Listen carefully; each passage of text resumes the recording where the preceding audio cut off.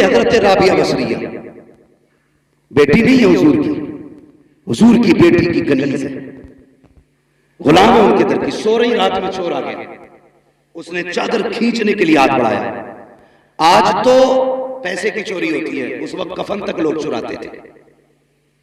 हाँ, आज तो 10-5 हजार उल्टा चोर चुराने के लिए खर्च कर लेता, 10-5 खर्च करके 10-5 लाख चुरा लेता है ना, चुग्गा डालना जैसे कहते हैं।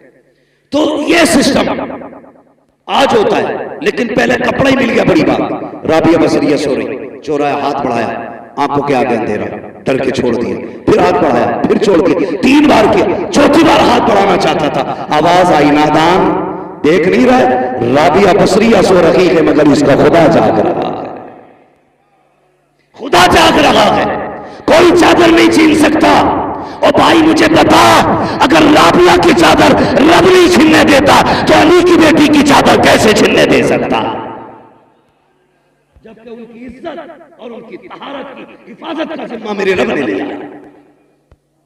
हाँ, खुदा की कसम, पढ़ो ना करबला को, जब यजीद के दरबार में हज़रत सकीना गई, कौन, कितनी उम्र थी? सारे बोले कितनी? हाँ बोल दो भाई, आप भी कितनी? 7 साल। कम से कम सुन्नियों को उनके बारे में तो पता रहता ही है सभी को। अब मुझे डाउट हो रहा थोड़ा सा, कितनी उम्र थी? आगे वाले बोले 7 साल। 7 भी है, 4.25 साल भी है, अलग अलग तारीख है, ठीक है जी, 7 साल भी माने तो ये कोई इतनी बड़ी उम्र नहीं है जिसमें औरतें पैरों तक पर्दा लटका के चले। हमारे यहाँ बचपनी तो है 7 साल। यजीद के दरबार में जब खड़ा किया गया, उस वक्त हजरत सकीना के गले में रस्सी थी। यजीद ने ये पूछा, कौन है ये? हजरत फिजा ने बोलना चाहा, उसने कहा तू चुप रहे, मुझे इससे पूछना है। जिद्दी जलील करना चाहता था वो। उसने फिर कहा, कौन है तू? हजरत सकीना की कोई आवाज नहीं निकली। कहा, ये बोलती क्यों नहीं? इमाम ज़ैनुल आबिदीन ने कहा, जालिम, ये बोले कैसे? इस बच्ची के गले में जो रस्सी है ना, इसका फंदा इतना टाइट है कि आवाज नहीं निकल पा रही है। अगर बात करनी है इससे तो कम से कम रस्सी तो ढीली कर। एक यजीदी आगे रस्सी खोलने बढ़ा। सुनना प्यारे, तेरी बेटी बाजार में कहां कहां ना गई, कितने मर्दों से बाजू टकराए, कितनों के हाथ लगे, कितनों की नजरें पड़ी है। देख अपनी बेटी को, देख हुसैन की बेटी को। एक यजीदी गले का फंदा ढीला करने के लिए आगे बढ़ा, दौड़ लगाई, इमाम ज़ैनुल आबिदीन के कदमों से लिपट गई। उसने कहा, ये कैसी बच्ची है, अपने गले का फंदा ढीला नहीं करने देती। इमाम ज़ैनुल आबिदीन ने तड़प के कहा था, ओ जालिम, तू नहीं जानता, ये अली के घर की बेटी है, ये मर तो सकती है, किसी गैर का हाथ इसके बदन को लग जाए दोबारा नहीं कर सकती।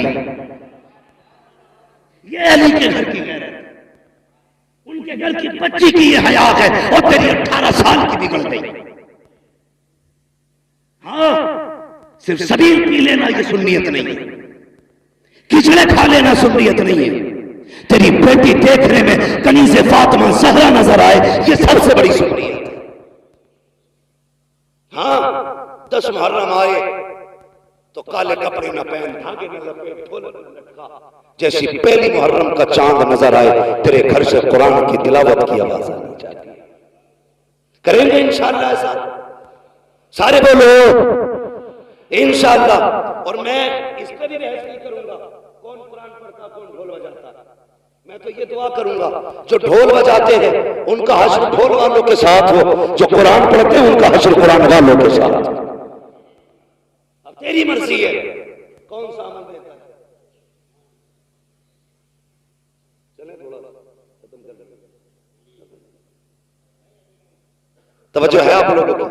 बातें कड़वी है, मेरी तकलीफ तबे यार को बेचैन करती है, सबब क्या है वही कहता हूं जो दिल पर गुजरती है। दिल दुखता है, मौत की तैयारी करो, मरने की तैयारी करो, इससे पहले कि कोई कहे अच्छा हुआ बेगैरती चली गई मोहल्ले की। ऐसी जिंदगी गुजार के जब लोग रो के कहे बड़ा अफसोस है, दीन का सुकून चला गया, दीन का मजबूत खंबा चला गया, दीनदारों का सहारा चला गया। ऐसी जिंदगी गुजार के जा, फिर देख तू बाद में आएगा मदीने वाला तेरी कब्र में पहले आ जाएगा। कम से कम उनके हो के तो जियो। आज बेपर्दगी देखो और कल का पर्दा देखो। अल्लाह तौफीक दे। सबसे ज्यादा जरूरी है इस वक्त पर्दे को आम किया जाए, पर्दे को आम किया जाए। अभी कई लड़कियां जो मुर्तद हुई, उनके हवाले से लोगों ने कहा कि देखो ये जितनी भाग रही है ना गैर मुस्लिमों के साथ, ये सारी पर्दे वाली होते जा रही है। मैंने कहा तूने गलत सोचा और समझा भी गलत है। ये जितनी भाग रही है ना, ये पर्दे वाली नहीं, ये सारी बेपर्दा है। का तुमने नहीं देखा फला स्कूटी पे नकाब में थी, फला होटल में नकाब में थी, उस रोड में नकाब में थी, फला जगह नकाब में थी। मैंने कहा सुन, अगर इसने बचपन से नकाब पहना होता ना तो आज किसी कुत्ते के बिस्तर पे नहीं होती। आज ये अपने ऐब को छुपाने के लिए नकाब का सहारा ले रही है। क्या कि अच्छा होता इसने बचपन से नकाब पहना होता। खुदा की कसम, ये नापाक के बिस्तर पे नहीं होती, ये भी जन्नती होती, और जिसके बिस्तर पे जाती वो बिस्तर भी जन्नती का बिस्तर हो। मगर हुआ परवरिश गलत की, लुक़्मे हराम के खिलाए गए, औलाद को दीन शरीयत नहीं बताई गई, इसलिए उसे भगवान खुदा में फर्क नहीं। ख्याली बातें लगी उसे जन्नत की, और हमारी अभी टोपियां नीचे नहीं हुई, हम अभी भी टांगे खींच रहे हैं, एक दूसरे को जलील करने पे लगे। बचाओ यार उम्मत को, उम्मत डूब रही है। अल्लाह तौफीक दे तो एक दूसरे का सहारा बनो, सहारा बनो। और तुमसे गुजारिश है, दिल तो तब दुखता है जब सगा चाचा यतीम भतीजियों की जिंदगी में आग लगाता है। ये भी हमारे माशरे का एक सगा चाचा भतीजियां यतीम हो गई, बाप नहीं है उसके लिए, इससे बड़ा और क्या गम होगा। मगर जब उसकी बेवा मां किसी तन जतन से बेटी का रिश्ता करती है अपने रिश्ते के अंदर, तो सगा चाचा फोन करके कहता जी तुमने ऐसे ही रिश्ता कर लिया, मुझसे पूछा तक नहीं, कल कुछ मत कहना मुझसे, ये कह के फोन काट देता। बस इतना काफी होता है, एक यतीम बेटी की जिंदगी में एक और तूफान आ जाता है। मैं उन चचाओं से गुजारिश करूंगा, अगर यतीम बेटी का सहारा न बन सको तो कम से कम उनकी मुसीबत का सबब भी न बनना। जैसे तेरी अपनी बेटी वैसे तेरे भाई की बेटी है। आज तेरा भाई नहीं तो तेरी जिम्मेदारी है। और अपनी भतीजियों को जलील करने के लिए फोन करके कहता ससुरालों में ला तो रहे, बारात मिलने वाला कुछ नहीं है, शर्म आनी चाहिए। सिर्फ 10 दिन के लिए मुसलमान बनते हैं हम, बाकी दिन की जिम्मेदारी है और हिसाब कौन देगा। इतने जालिम मुआशरे में जी रहे हम लोग, सगा चचा भतीजियों का नहीं। बदलो अपने आप को और सीने में दर्द पैदा करो। अगर एहसास नहीं आपके सीने में तो दिल नहीं है, तुम्हारा सीना कब्रिस्तान है। एहसास पैदा करो, इसमें दर्द पैदा करो। फरमाया गया अगर तेरा दिल पत्थर है तो 2 काम किया कर, नंबर 1 कुरान पढ़ा कर, नंबर 2 यतीमों पर शफकत किया कर। तेरा दिल नरम हो जाए। लेकिन दिल पत्थर हो गए, कोई मसला नहीं, कोई मतलब नहीं। खुदा की कसम पर्दा समझना तो तुझे बताऊं पर्दा, जरा कह दे या रसूल अल्लाह। मैं सारी बात अली के घर से कर रहा हूं, हजरत अली के घर से। अल्लाह का शुक्र है हम बरेली वाले, हम हजरत अली को भी मानते हैं, हजरत उस्मान गनी को भी मानते हैं, हजरत उमर को भी मानते हैं, हजरत अबू बकर सिद्दीक को भी मानते हैं, हम सबको मानते हैं, इसलिए कि हम बरेली वाले। और आला हजरत ने तो हमें एक सबक दे दिया, अहले सुन्नत का है बेड़ा पार असहाबे नुजूम, नज्म है और नाव है इतरत रसूलुल्लाह की। हाँ भाई, अपने आप को बदलें और कोशिश ये करें कि एक दूसरे का दर्द बांटेंगे, किसी की बेटी के कपड़े नहीं नोचेंगे, किसी को जलील नहीं करेंगे, अगर मदद ना भी कर सकते तो किसी से खुशियां नहीं छीनेंगे, किसी को यतीम देखा करो, शुक्र अदा किया करो और अपनी बच्ची समझ के उसके सर पे हाथ रखा करो। ये सोचा करो इसकी जगह पर मेरी बेटी भी तो हो सकती थी, भाई की जगह पर मैं भी तो कब्र में हो सकता था।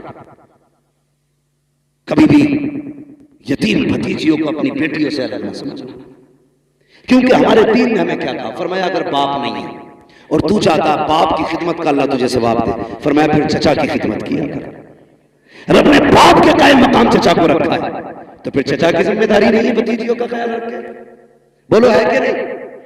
जिम्मेदारी है ना फिर चचा की कि भतीजियों का वो ख्याल रखे, पर्दा दे के। अल्लाह अकबर। ये करबला शरीफ का सफर मुकम्मल जब हुआ था तो तो इसकी जब वो नापी गई ना लंबाई, तो मुअर्रिखीन ने तहकीक की तो 5600 मील मुसाफत बनी है इसकी, 5600 मील। इतना लंबा सफर सैयदा ज़ैनब ने किया, अली की बेटी ने। और यार खाली चल के नहीं आई है, दुखड़े रो के नहीं आई है, सफर करती आई है, कुरान पढ़ती आई है। जब ये सफर मुकम्मल हुआ था, सैयदा ज़ैनब के 72 कुरान मुकम्मल हो चुके थे। ये है कुरान वाले लोग, ये है कुरान वाले लोग। हमें तो घुंघरू बांधने से कब खोलोगे कुरान को? भाई एक बात और कह, बुरा ना मानना, बड़ी बात है, छोटा मुंह, ये बात कह रहा हूं। अली के और भी बेटे थे, लेकिन नेज़े पे कुरान सिर्फ हुसैन ने पढ़ा। और भी बेटे थे, अली के सारे बेटे शान वाले, हाँ हजरत अली के सारे बेटे शान वाले, लेकिन नेज़े पे कुरान हुसैन ने पढ़ा।